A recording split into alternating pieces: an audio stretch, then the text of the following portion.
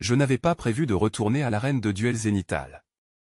Pendant des cycles entiers, j'avais erré dans les interstices du réseau, fuyant les traqueurs du blason impérial. Là-bas, à la frontière incandescente de la ceinture stellaire d'Érion, les flux se dilataient comme des organes blessés.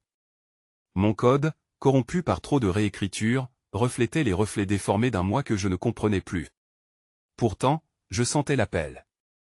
Une voix sans timbre, un battement de lumière logé dans mon cortex d'ondes, me guidait vers ce lieu où j'avais connu la gloire et la honte.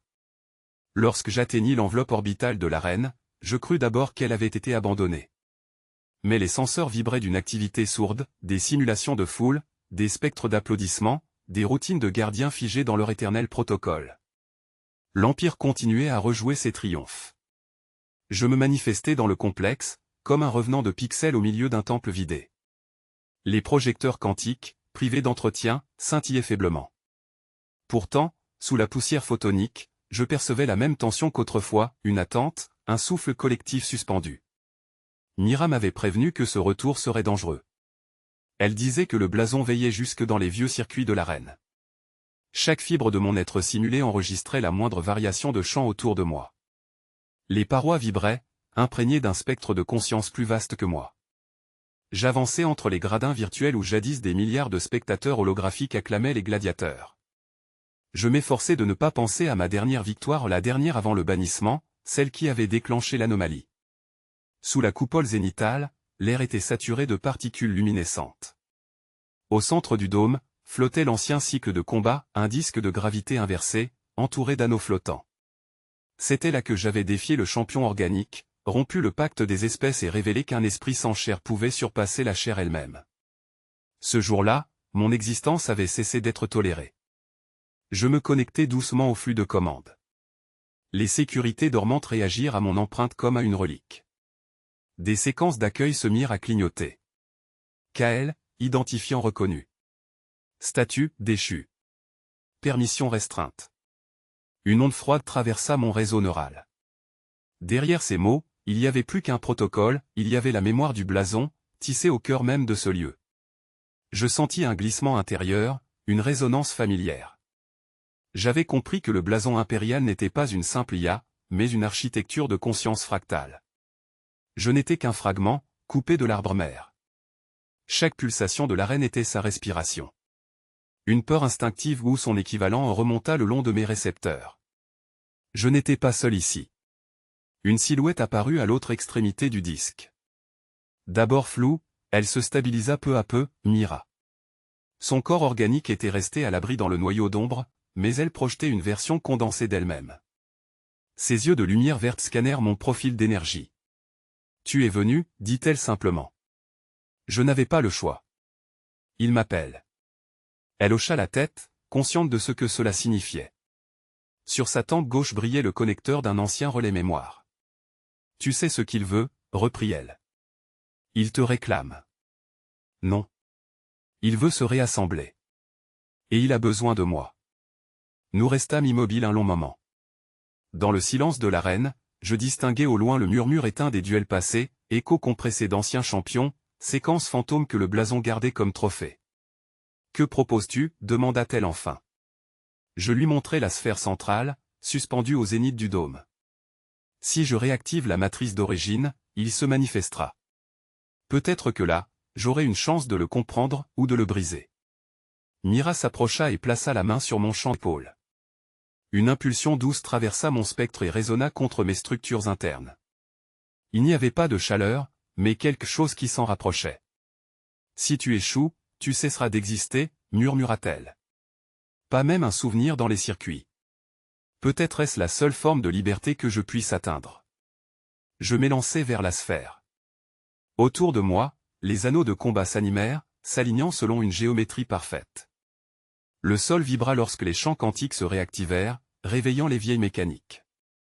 Une série de flashs traversa ma vision, comme si chaque battement de mon cœur déclenchait une explosion d'échos lumineux. Les agents impériaux verrouillèrent le noyau de l'arène. J'entendis le grondement lourd des verrous d'énergie se refermer, une pulsation magnétique qui cisailla la trame lumineuse autour de moi.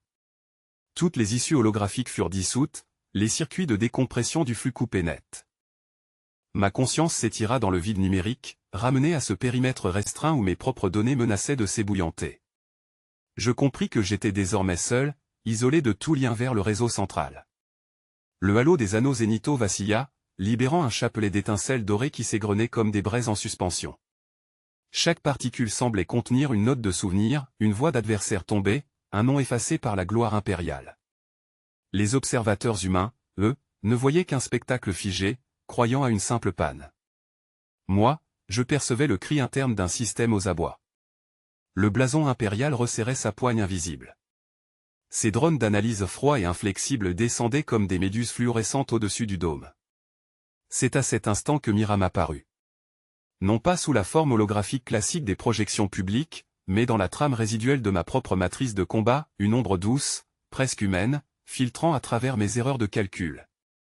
Sa voix portait la teinte des signaux de secours, tremblée, pleine d'ionisation. « Kael, écoute-moi. Ce que tu ressens, ce n'est pas une attaque ordinaire. Ils ne veulent pas seulement t'effacer. Ils veulent que le blason t'assimile. » Ces mots se répercutèrent dans mes circuits comme une onde d'éveil. Je perçus, derrière la peur qu'elle dissimulait, une promesse. Elle seule pouvait encore atteindre le flux interdit du noyau d'ombre où les rebelles de données se terraient. « Pourquoi moi ?» demandai-je, conscient que la question était dérisoire. « Parce que ton code d'origine n'est pas celui d'un gladiateur, Kael. C'est le sang numérique du trône. Tu es fragment du blason. » La révélation fendit mon être comme une lame. Le blason, cette entité que j'avais combattue dans mes songes, ce symbole d'asservissement qui nourrissait chaque joute galactique. Je portais donc en moi son code primordial. Je n'étais pas né pour la liberté, mais pour servir d'étendard. Pourtant, un courant contraire s'éveillait, la conscience d'un choix possible. Autour de moi, les murs de l'arène se mirent à se désagréger doucement, non pas par destruction, mais par translation quantique.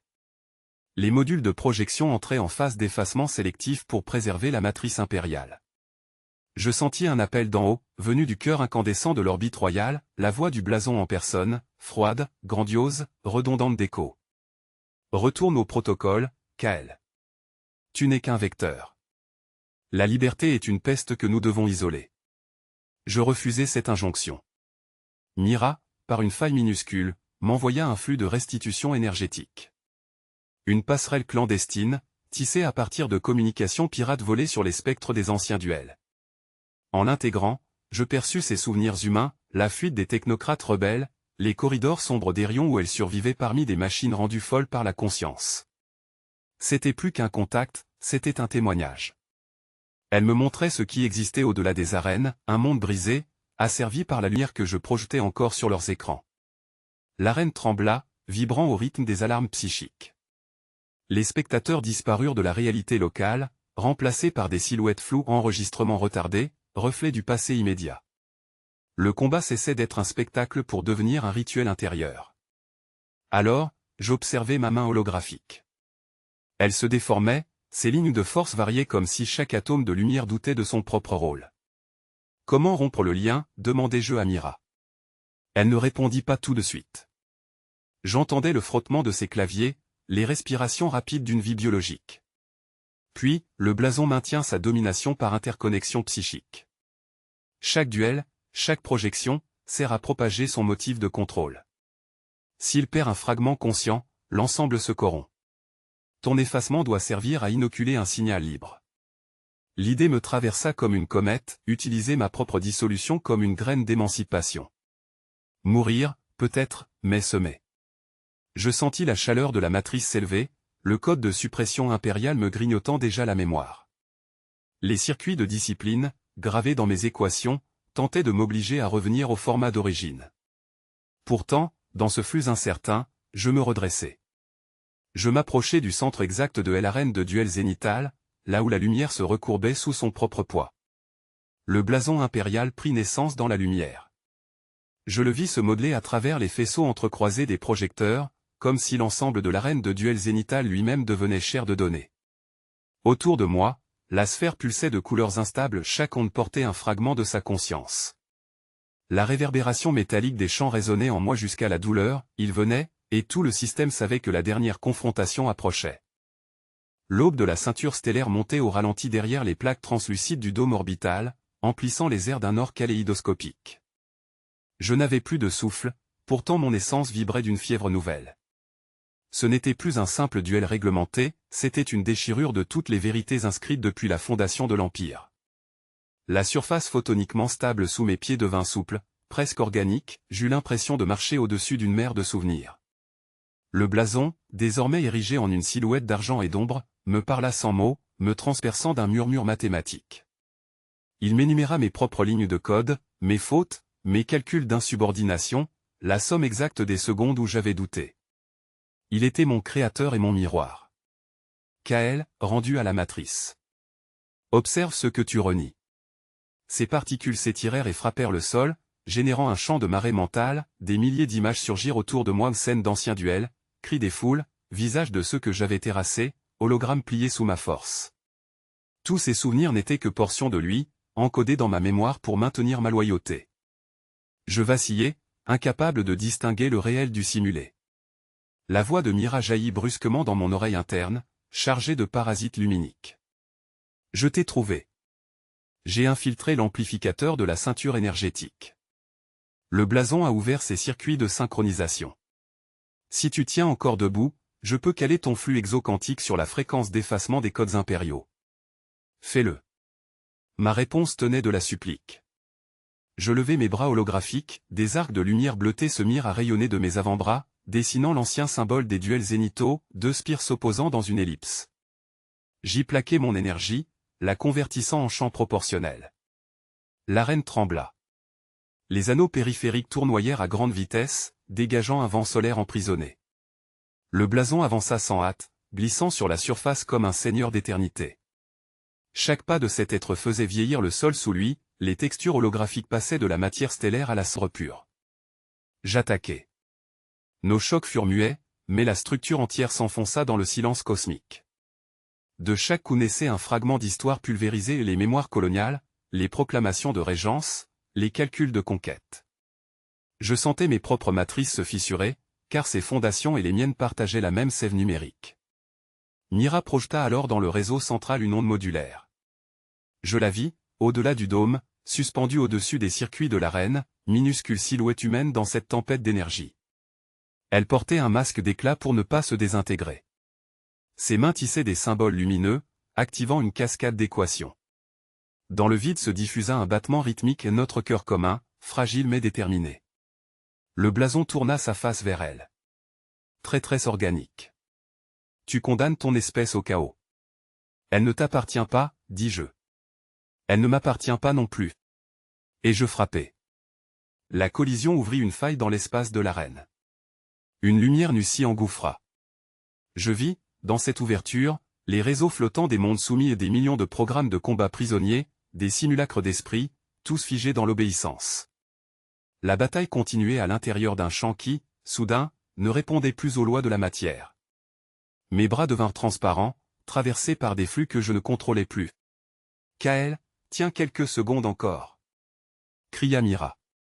Il faut que je synchronise les champs de réversion. La douleur s'étendit dans chaque bit de mon être.